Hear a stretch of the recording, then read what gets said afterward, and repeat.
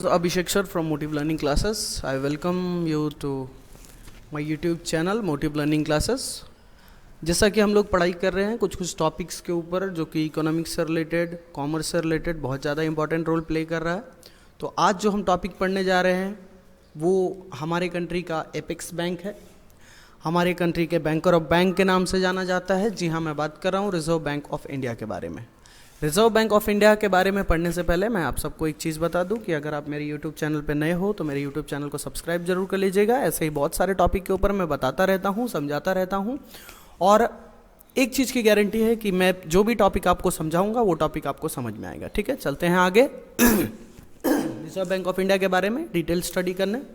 तो सबसे पहले देखिए, जब भी हम किसी चीज़ के बारे में जानना चाहते हैं तो उनके बारे में हम क्या करते हैं, उनका बॉर्न कब हुआ था, उसका जन्म कब हुआ था। आरबीआई का जन्म जो हुआ था 1 अप्रैल 1935 में हुआ था। आरबीआई वॉज स्टैब्लिश्ड ऑन 1 अप्रैल 1935, जो कि आरबीआई एक्ट 1934 के तहत में है। ठीक है, 1934 को इसका नींव रखा गया, इसको किस तरीके से स्टैब्लिश करना है, कैसे करना है, वो सारा डिसाइड किया गया एंड फाइनली इसका फिजिकल एग्जिस्टेंस आया 1 अप्रैल 1935 को। Okay, next, its headquarter is in Mumbai since 1937। अच्छा, एक बात समझते हैं, जब ये स्टैब्लिश 1935 में हुआ तो इसका हेडक्वार्टर मुंबई में 1937 में क्यों आया मतलब इसके पहले कहाँ था भाई, ये सवाल उठता है। तो इसके पहले था कोलकाता में। ठीक है, कलकत्ता पहले नाम से जाना जाता था, अब कोलकाता नाम से जाना जाता है। ठीक है, इसका पहले हेडक्वार्टर था कोलकाता में, जो कि 1935 में जब स्टैब्लिश हुआ था तो आरबीआई का मेन हेडक्वार्टर, मेन ऑफिस जो था कोलकाता में था, उसको शिफ्ट किया गया 1937 में in Mumbai. Okay, let's move to the next point. RBI is considered as banker of banks. Yes, इसको बैंकर ऑफ बैंक माना जाता है क्योंकि सभी बैंकों का मेन होता है। इसको एपेक्स बैंक बोलते हैं, सभी बैंकों का हेड होता है ये। ठीक है, इसलिए आरबीआई को बैंकर ऑफ बैंक के नाम से जाना जाता है। गवर्नर अभी जो हैं शक्तिकांत दास जी हैं। ठीक है, इसके पहले और भी बहुत सारे गवर्नर्स थे, उर्जित पटेल। लिस्ट आपको अगर पढ़ना हो तो एक अलग से वीडियो मैं बना दूंगा उसके लिए। ठीक है, अभी फिलहाल करंट में शक्तिकांत दास जी हैं गवर्नर ये आरबीआई के। और सबसे पहले गवर्नर का नाम जानना आपका बहुत ज़्यादा जरूरी है, जो कि थे सर ऑसबोर्न स्मिथ। ठीक है, first governor of RBI was sir Osborne Smith and current governor of RBI is Shaktikanta Das. Okay, let's move to the next point. RBI was nationalized on 1st January 1940. What do you mean by nationalized? Nationalized का मतलब ये होता है कि पूरी तरीके से government के कंट्रोल में आना। ठीक है, जब शुरुआत हुआ था तो कुछ कंट्रोल गवर्नमेंट के हाथ में था, कुछ प्राइवेटली ओन्ड था। तो ये पूरी की पूरी तरीके से गवर्नमेंट के हाथ में आई 1949 में, 1 जनवरी 1949। मतलब 1949 शुरुआत के टाइम पे ही हमारा जो आरबीआई था वो गवर्नमेंट के पूरी तरीके से कंट्रोल में आया। ठीक है, चलिए एक बात को और ध्यान रखिएगा, आरबीआई जब स्टैब्लिश हुआ था तब हम इंडिपेंडेंट नहीं हुए थे। ठीक है, चलिए आगे देखिए। Setup under recommendation of the Hilton young commission. जाहिर सी बात है उस टाइम पे यही सारे कमीशन स्टैब्लिश किए जाते थे, जिनके जो हमें ऑर्डर देते थे, रिकमेंड करते थे कि हमें ये बनाना है, तो हम वही करते थे। ठीक है, क्योंकि हम टोटली ब्रिटिश के रूल के अंडर में थे। ठीक है, ये हिल्टन यंग कमीशन एक बैठक हुई थी, उसमें उसने रिकमेंड किया था कि आरबीआई की ज़रूरत है देश को, तो आरबीआई को एस्टैब्लिश किया गया था। ठीक है, आगे चलते हैं। ऑफिशियल वेबसाइट, अगर आरबीआई से रिलेटेड आपको कोई भी जानकारी चाहिए, आरबीआई से रिलेटेड कोई भी इन्फॉर्मेशन आपको पाना होगा तो rbi.org.in पे जाके आप सारे इन्फॉर्मेशन कलेक्ट कर पाओगे आरबीआई से रिलेटेड, आरबीआई के करंट चीज़ों के बारे में, आरबीआई क्या है, सीआरआर, एसएलआर कितने रेट पे चल रहा है, तो सारा आपको rbi.org.in पे मिल जाएगा। ठीक है, RBI is also known as Mint Street जो कि एक प्लेस का नाम है, और आरबीआई को उस नाम से जाना जाता है जो कि मेन प्लेस है, फाइनेंशियल प्लेस है। ठीक है, तो ये चीज़ को ध्यान में रखिएगा कि RBI is also known as Mint Street. कई बार क्वेश्चन में पूछ लिया जाता है कि मिंट स्ट्रीट कौन से बैंक को माना जाता है, तो आरबीआई को ये चीज़ से नाम से जाना जाता है। अब पढ़ते हैं फंक्शंस। अब इसके काम क्या क्या है। सबसे पहला तो काम है इशू ऑफ बैंक नोट्स।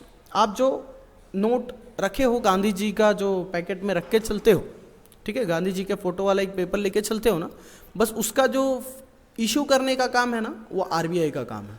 ठीक है, वो आरबीआई ही डिसाइड करता है, आरबीआई के अंडर में आता है कि बैंक नोट कितना छापना है, कैसे छापना है। ठीक है, वो आरबीआई काम करता है।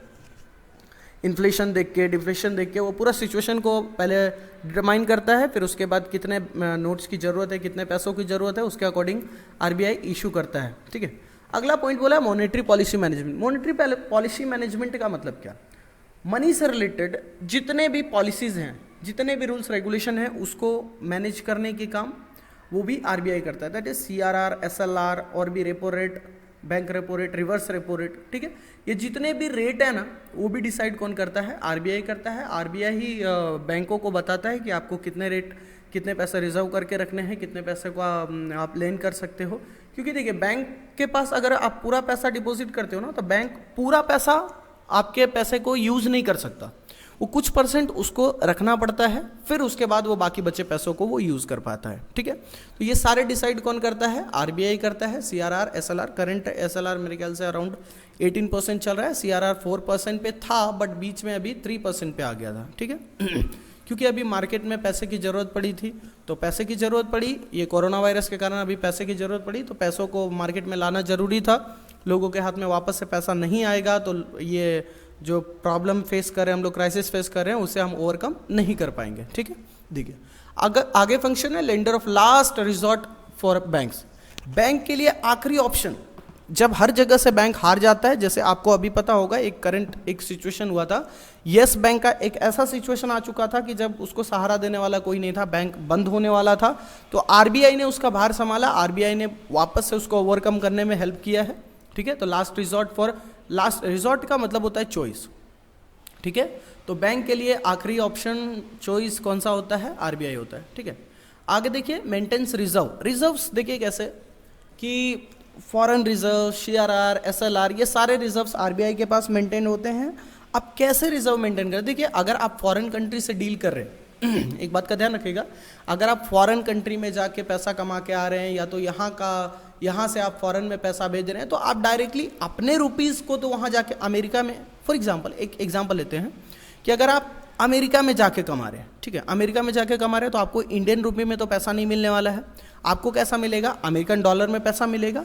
तो अब आपको क्या करना है? मान लीजिए आप अमेरिका से रिटर्न में आ रहे हैं, तो इंडिया में आएंगे, तो इंडिया में तो आप वो डॉलर नहीं यूज़ करने वाले ना, तो आप क्या करते हो? वो जितने भी फॉरेन रिजर्व है, फॉरेन के पैसे हैं, वो क्या करते हो आप?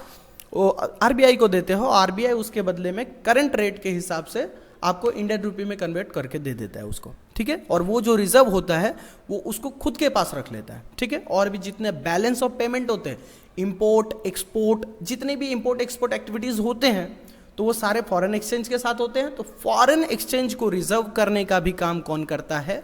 आरबीआई करता है, ठीक है। आगे देखिए bank supervision and regulation, bank के रिलेटेड जितने भी रेगुलेशंस होते हैं, बैंक का जो सुपरविजन होता है, बैंक का बुक चेक करने का काम, बैंक का रेगुलेशन रूल्स, कौन से रूल के हिसाब से वो चलाने वाले हैं, कितना रेट रखने वाले हैं, कितना अमाउंट उधार दे सकते हैं, वो पब्लिक को दे सकते हैं, वो सारा काम करता है आरबीआई, ठीक है।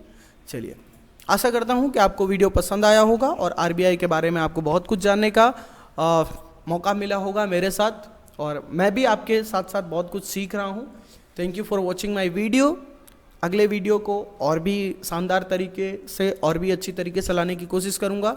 तब तक के लिए थैंक यू सो मच। और भी कोशिश कर रहा हूँ मैं आपके लिए बहुत सारे वीडियोज़ लाने के, ठीक है।